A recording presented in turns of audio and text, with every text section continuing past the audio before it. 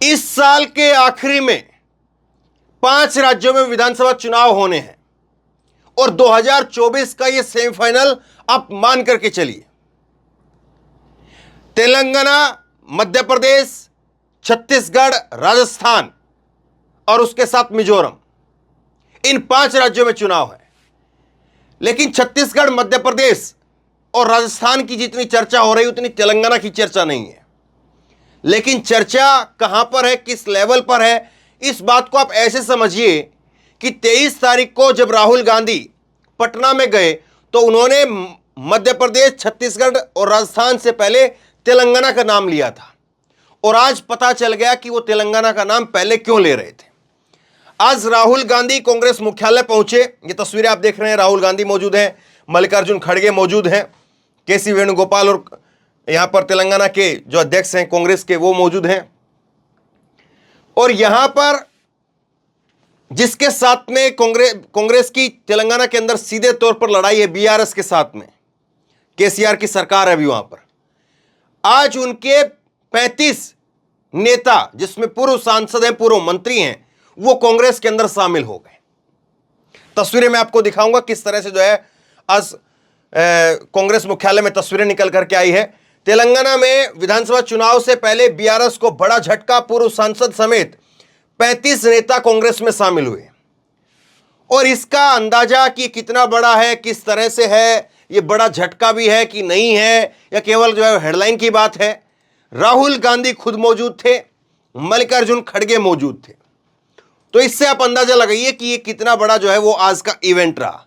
दूसरी बड़ी बात, राहुल गांधी ने आज उनकी तरफ से खुद राहुल गांधी ने नहीं कहा, लेकिन उनकी तरफ से जो है कहलवा दिया गया 2 तारीख को तेलंगाना में, 2 जुलाई को तेलंगाना के अंदर से जो है वो शुरुआत करेंगे प्रचार प्रसार की। नवंबर के अंदर जो है चुनाव होने हैं, लेकिन उससे पहले 2 तारीख को चुनाव प्रचार प्रसार। तो समझिए आप किस लेवल पर जो है कांग्रेस इसको लेकर के चल रही है। राहुल गांधी की तरफ से आज खुद जो है वो ट्वीट किया गया और ट्वीट करके राहुल गांधी ने जो है वो कहा कि कांग्रेस पार्टी डराने, धमकाने, बदला लेने की राजनीति से डरती नहीं है। और ये यहाँ पर जो है वो कांग्रेस में जो शामिल हुए हैं नेता, उनके साथ में फोटो है। ये बीआरएस के पूर्व सांसद हैं जिनका नाम है पोंगुलेट्टी श्रीनिवास रेड्डी और जुपुल्ली कृष्णा राव, ये मंत्री हैं। और इनकी इस फोटो जो है वो राहुल गांधी ने अभी ट्वीट की है 6/18 पर और कह रही कि कांग्रेस जो है वो बदला लेना, डराना, धमकाना, इस प्रकार की राजनीति से डरती नहीं है। खुद राहुल गांधी उससे पहले जो है वो कांग्रेस मुख्यालय में पहुंचे और इसी से आप अंदाजा लगा लीजिए उसके बाद में शाम को उनका ट्वीट आता है। तो कितना सीरियस जो है राहुल गांधी इस चुनाव को लेकर के है, तेलंगाना को लेकर के है, क्योंकि मध्य प्रदेश, राजस्थान, छत्तीसगढ़ ये तो सब जो है चर्चा में रहेगा ही। लेकिन कांग्रेस ये देख रही है कि कर्नाटक में जो फायदा हुआ है, कर्नाटक में जो बेनिफिट हुआ है, उसका बेनिफिट जो है वो यहां पर तेलंगाना के अंदर भी लिया जाए। जो फायदा वहां पर हुआ है उसका फायदा यहां पर भी लिया जाए, वो उस लहर को जो है वो तेलंगाना तक लाया जाए। अब आगे देखिए, ये जो है वो आज तक की खबर है, उसमें लिखा है केसीआर को बड़ा झटका, पूर्व मंत्री, सांसद, विधायक समेत कांग्रेस में शामिल हो गए बीआरएस के 35 नेता। तेलंगाना में बीआरएस के कई नेताओं ने सोमवार को केसीआर का साथ छोड़ दिया। केसीआर कांग्रेस के साथ में हाथ मिला लिया। पूर्व सांसद पोंगुलेट्टी श्रीनिवास रेड्डी और तेलंगाना के पूर्व मंत्री जुपल्ली कृष्णा राव के साथ अन्य नेता कांग्रेस में शामिल हो गए। कांग्रेस के अध्यक्ष मल्लिकार्जुन खड़गे और राहुल गांधी की मौजूदगी में इन नेताओं ने पार्टी का हाथ थामा। तो ये तस्वीर आप देख रहे हैं, उन्होंने ये फोटो जो है वेट की है। तो इसी से आप अंदाजा लगा लीजिए कांग्रेस के बड़े नेता मल्लिकार्जुन खड़गे और राहुल गांधी मौजूद रहे। इसके साथ में आगे देखिए आप, एबीपी न्यूज ने छापा है, इसमें लिखा 10 नेताओं का नाम लिखा है कि 10 नेताओं ने कांग्रेस का हाथ थामा। 10 नहीं है, ये 35 है और ये पूरे 35 नेताओं की लिस्ट जो है वो ये है। यहाँ पर पहले नंबर से लेकर के 35 नंबर तक 35 नेता जो है वो आज आए हैं, जिसमें पूर्व सांसद भी हैं, मंत्री भी हैं, कई विधायक और कई जिला अध्यक्ष नेता हैं। अब इसके साथ साथ जो है वो कांग्रेस पार्टी ने आज एक प्रेस कॉन्फ्रेंस की। पवन खेड़ा ने उस प्रेस कॉन्फ्रेंस में क्या कहा है वो सुनाता हूं मैं आपको। पूरे देश में बदलाव की हवा महसूस हो रही है। यह बदलाव की हवा भारत जोड़ो यात्रा से शुरू हुई थी, जिसका असर आपने कर्नाटक में देखा। आज तेलंगाना के कई महत्वपूर्ण नेता कांग्रेस पार्टी से जुड़ रहे हैं और इन सभी ने पार्टी के शीर्ष नेताओं से लंबी वार्ता की है। ये पवन खेड़ा ने कहा है। एक बार सुनिए जरा पवन खेड़ा ने इस प्रेस कॉन्फ्रेंस में क्या कुछ कहा है, और उसके बाद में मैं आपको दिखाऊंगा 23 तारीख को 3 दिन पहले राहुल गांधी जब पटना गए थे तो तेलंगाना को लेकर के क्या कह रहे थे, वो भी मैं आपको सुनाऊंगा। लेकिन पहले पवन खेड़ा को सुनिए। बदलाव की हवा पूरे देश में चलती हुई महसूस हो रही है। ये बदलाव की हवा कर्नाटक से शुरू हुई हो ऐसी बात नहीं है। बदलाव की हवा भारत जोड़ो यात्रा से शुरू हुई और धीरे धीरे एक तूफान के रूप में दिखाई दे रही। और जब तूफान आता है तो बहुत कुछ बदल जाता है। कर्नाटक में आपने देखा क्या बदला। अब आने वाले 6 महीनों में 5 राज्यों में विधानसभा चुनाव हैं। तेलंगाना बहुत महत्वपूर्ण राज्य है। उस वक्त जो संघर्ष किया वो आप सबके सामने है, और कांग्रेस पार्टी ने, सोनिया गांधी ने, यूपीए की सरकार ने, कांग्रेस ने तेलंगाना दिया। आज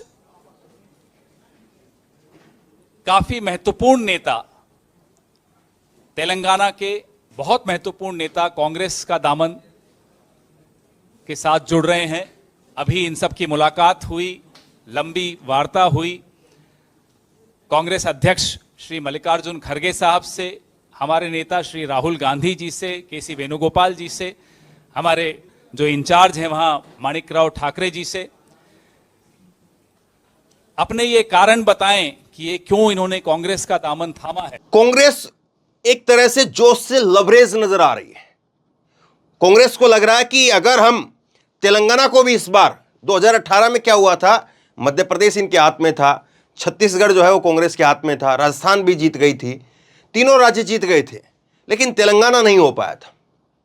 इस बार ये सोच रहे हैं कि जो भारत जोड़ो यात्रा है उसका असर और कर्नाटक में जो जीत हुई है उसका असर, सब कुछ मिलाकर के राहुल गांधी की जो लोकप्रियता है उसको लेकर के, सब चीज़ों को लेकर के इस बार इस झटके में जो है वो तेलंगाना को भी लिया जाए। और तेलंगाना और उसके साथ साथ जो है वो मध्य प्रदेश, राजस्थान, छत्तीसगढ़, अगर चारों स्टेट 5 में से अगर 4 आ जाएं तो एक बहुत बड़ी जीत होगी और एक बूम मिल जाएगा।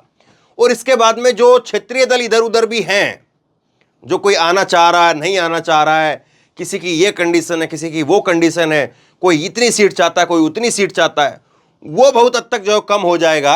और कांग्रेस पार्टी इसलिए पूरा दांव लगा रही, पूरी हिम्मत लगा रही है कि किसी भी तरीके से तेलंगाना को इस बार जो है वो अपने पाले में लेना, अपने खाते में लेना है, तेलंगाना को भी जीतना है। सुनिए जरा राहुल गांधी क्या कह रहे हैं 23 तारीख को जब वो पटना में पहुंचे और उन्होंने तेलंगाना का नाम पहले लिया। इसीलिए मैं कह रहा था कि तेलंगाना को लेकर के क्या कुछ अपडेट है, किस तरह से जो तैयारी है उसको आप समझिए। 5 राज्यों का जब वो नाम गिनवा रहे थे तो उसमें तेलंगाना को पहले लिया। इसका मतलब क्या था? क्या वाकई राहुल गांधी को पहले से अपडेट थी कि हाँ कई बड़े नेता जो है वो आ रहे हैं और 2-3 दिन के अंदर उनकी ज्वाइनिंग करवानी है, और इसीलिए वो तेलंगाना का नाम पहले ले रहे थे? सुनिए जरा राहुल गांधी क्या कह रहे हैं। आपने देखा होगा कर्नाटक में बीजेपी के नेताओं ने बहुत लंबे भाषण किए, हर कोने में घूम लिए, और नतीजा आपको दिख गया कर्नाटक में क्या हुआ। देखा आपने?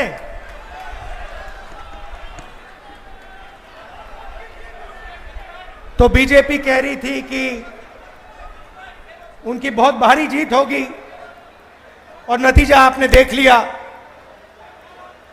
जैसे ही कांग्रेस पार्टी एक साथ खड़ी हो गई, वैसे कर्नाटक में बीजेपी गायब हो गई। और मैं आपको इस स्टेज से कह रहा हूं, इस स्टेज से कह रहा हूं, तेलंगाना में, मध्य प्रदेश में, छत्तीसगढ़ में, राजस्थान में आपको बीजेपी नहीं दिखाई देगी, कांग्रेस पार्टी जीत के दिखाएगी। क्यों? क्योंकि हम गरीबों के साथ खड़े हैं। पूरा देश समझ गया है कि नरेंद्र मोदी जी, बीजेपी का मतलब सिर्फ 2-3 लोगों को फायदा पहुंचाना, देश का पूरा धन उनके हवाले करना। कांग्रेस का मतलब गरीबों के साथ खड़ा होना, गरीबों के साथ मिलना, गले लगना और गरीबों के लिए काम करना। आप यहां आए प्यार से आए, इसके लिए आपको मैं दिल से धन्यवाद करना चाहता हूं और कांग्रेस पार्टी के कार्यकर्ताओं को याद दिलाना चाहता हूं, चाहे वो बिहार हो, चाहे कोई भी दूसरा प्रदेश हो, आप हमारे बब्बर शेर हो, आप हमारी विचारधारा के लिए लड़ते हो, आप हमारी विचारधारा के लिए लड़ते हो और आपकी रक्षा करना कांग्रेस पार्टी का काम है। हम सबका, नेताओं का काम है कि कांग्रेस पार्टी की जो कार्यकर्ता है, जो फाउंडेशन है, जो नींव है, उसकी रक्षा करना, और यह काम हम आपके लिए पूरा करके दिखाएंगे। अब सवाल यह है कि क्या वाकई कांग्रेस ये मुमकिन कर पाएगी, और अगर ये मुमकिन हो गया तो फिर विपक्ष के लिए और नरेंद्र मोदी के लिए क्या सबक होगा। लेकिन एक सबक तो कांग्रेस को भी लेना होगा, और कांग्रेस को वो सबक ये लेना होगा कि ओवर कॉन्फिडेंस जो है वो कांग्रेस के लिए आत्मघाती होगा। क्योंकि पिछली बार 2018 में भी 3 राज्य जीत गई थी कांग्रेस, लेकिन उनमें अगर आप लोकसभा की सीटें देखें तो लोकसभा की सीटें जो हैं वो टाइम फिश, चाहे राजस्थान की देखिए, चाहे छत्तीसगढ़ की देखिए, और चाहे मध्य प्रदेश की देखिए, टाइम फिश हो गई थी। राजस्थान के अंदर तो सुपड़ा साफ, मध्य प्रदेश में 1 सीट, और वहां पर सरकार बनी थी। तो ये चीज भी देखनी होगी कि विधानसभाओं को तो आप साथ लाएं, लेकिन विधानसभा के साथ साथ आपको लोकसभा की भी तैयारी करनी पड़ेगी। लेकिन शायद हो सकता है कि पुरानी हार से, पुराना जो झटका था, पुराना जो क्लीन स्वीप हुआ, सुपड़ा साफ हुआ कांग्रेस का, उससे शायद कोई सबक लिया हो। और इस बार इसीलिए जो है वो पहले से कांग्रेस जो है राजस्थान के अंदर तो ये बताया जा रहा है कि 100 नेताओं की, 100 उम्मीदवारों की जो है वो लिस्ट कांग्रेस 2 महीने पहले, चुनाव से 2 महीने पहले जारी कर देगी। ऐसी भी खबरें राजस्थान से आ रही है। तो बहुत कुछ ऐसा है जो कांग्रेस पार्टी लेकर के चल रही है, और नवंबर में इन राज्यों में चुनाव होने हैं। लेकिन नवंबर से पहले जिस तरह की तैयारी दिख रही है, और नवंबर से पहले जिस तरह से माहौल नजर आ रहा है, और 35 नेताओं की मौजूदगी जो है एकदम से कांग्रेस के अंदर होती है, और उसमें राहुल गांधी निकल करके सामने आते हैं, तो जब बड़ा नेता इस तरह से अगर मिल जाता है, उसका साथ छोटे नेताओं को या प्रदेश स्तर के नेताओं को मिल जाता है, तो जाहिर सी बात है उनको दूसरे नेताओं के साथ बार्गेनिंग करने के अंदर बड़ा सपोर्ट मिलता है।